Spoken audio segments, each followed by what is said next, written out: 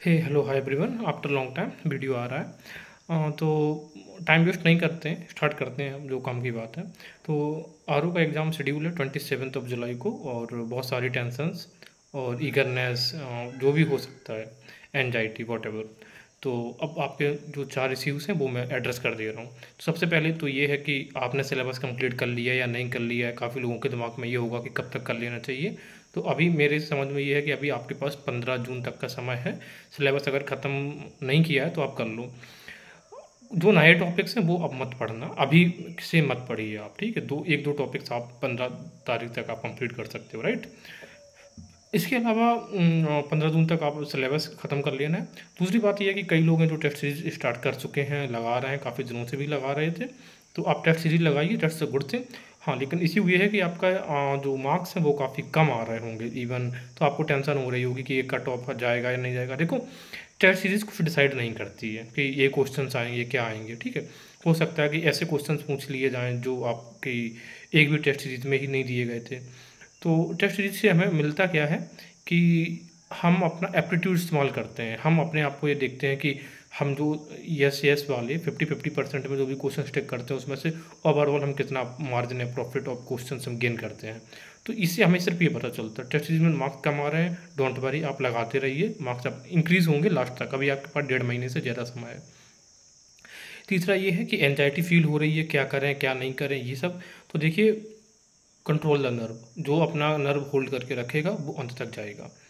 और एग्ज़ाम है, टफ है चीज़ें, कंपटीशन ज़्यादा है, कई सारे लोगों ने अप्लाई किया है, people are working hard around the clock, still you are a warrior, you are a fighter. इस चीज़ को हमेशा याद रखिएगा। चौथा ये है कि बहुत ज़्यादा प्रेशर नहीं लेना। जो भी टाइम आपने करके रखा है सिर्फ उन चीज़ों को पढ़ते रहिएगा, और अपने आप को कॉन्फिडेंस रखो, अपने आप पे विश्वास रखो कि यू कैन डू इट। अब आप बात करते हैं कि कुछ ऐसे टॉपिक्स मैं आपको बता दे रहा हूँ जहाँ से एटलीस्ट 10 क्वेश्चंस पूछे जाएंगे। सबसे पहले तो आपका ये बजट आप कंप्लीट करके जाइए। यूपी का तो मैं कहूँगा बजट कंप्लीट कर लो, बट सेंट्रल का बहुत इंपॉर्टेंट है।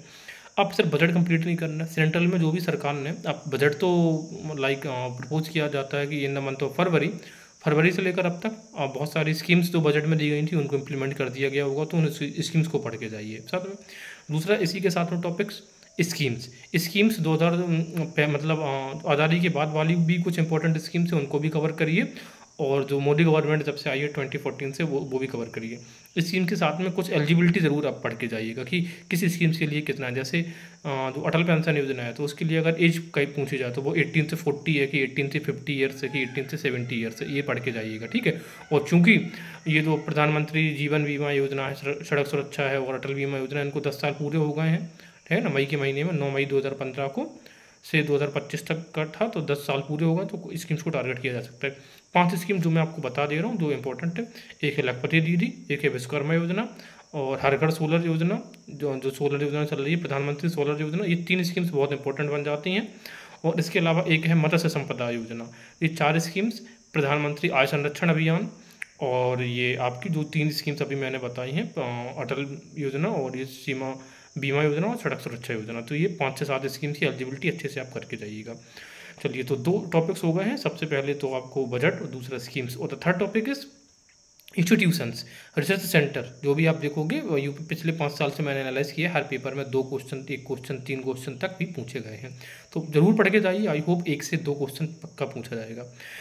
चौथा टॉपिक आपके सामने होगा अब फॉरेस्ट रिपोर्ट। फॉरेस्ट रिपोर्ट को मैं ये कहता हूँ कि ये जो टॉपिक्स मैं आपको बता रहा हूँ उनको डेली आप आधे आधे घंटे एक एक टॉपिक आप करके रख लो, आधे आधे घंटे आप उसको पढ़ते रहिएगा, चीज़ें आपके टिप्स पे आ जाएंगी, ठीक है। तो फॉरेस्ट रिपोर्ट यूपी का भी और जो आपका नेशनल डेटा है वो सब पढ़ के जाइएगा। लिख लिख के पढ़ो, ये डेटा है, लिख लिख के पढ़ो, आसानी के साथ याद होगा, फ्रस्ट्रेशन नहीं होगा। चौथा है आपका डेज एंड थीम्स। सिर्फ करंट अफेयर्स का नहीं, पूरे साल का मतलब होता है जनवरी टू दिसंबर तक जो भी डेज हैं उनको जरूर आप पढ़ के जाइएगा। 2 क्वेश्चंस, 1 क्वेश्चन एक्सपेक्ट कर रहे हैं यहाँ से, ठीक है। तो डेज पढ़ के जाओ, और जो पिछले 6 महीने के में डेज हैं उनकी थीम्स भी पढ़ के जाइएगा। तो बहुत इंपॉर्टेंट चीज़ है, जैसे कि जैव विविधता दिवस है, जल संरक्षण दिवस है, ग्लेशियर डे है, ये पढ़ के जाइएगा, ठीक है।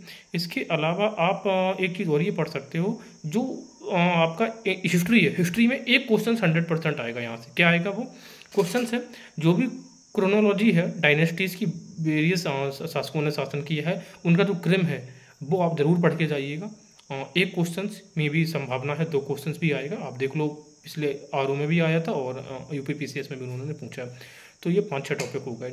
इसके अलावा अगर कोई और टॉपिक है जहाँ से क्वेश्चन श्योर शॉर्ट हो सकता है, तो वो टॉपिक है ज्योग्राफी का, कैपिटल्स एंड कंट्रीज़।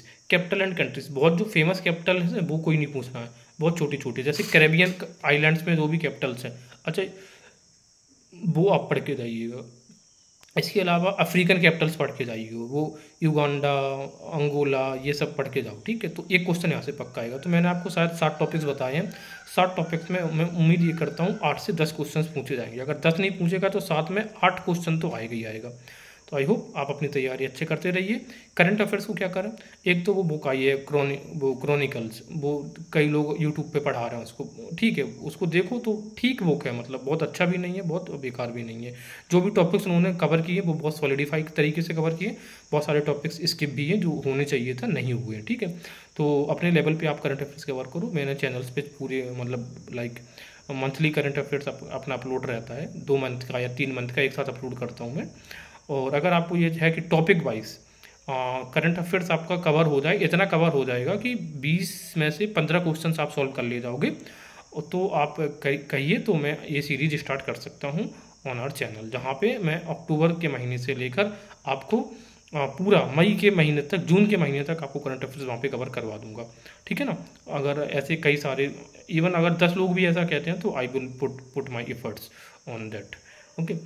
और बस काफ़ी, इतनी बातचीत काफ़ी है, फिर मिलेंगे अगले कुछ दिनों के बाद। और फ्रीक्वेंट वीडियोस बनाना अच्छा नहीं लगता है, आप लोग पढ़ रहे हो, ऑब्जेक्शन क्रिएट करना बेटर नहीं है। अगर कोई आपके डाउट एंड इश्यूज है, you can reach to me via comments और through other sources. Okay, thank you.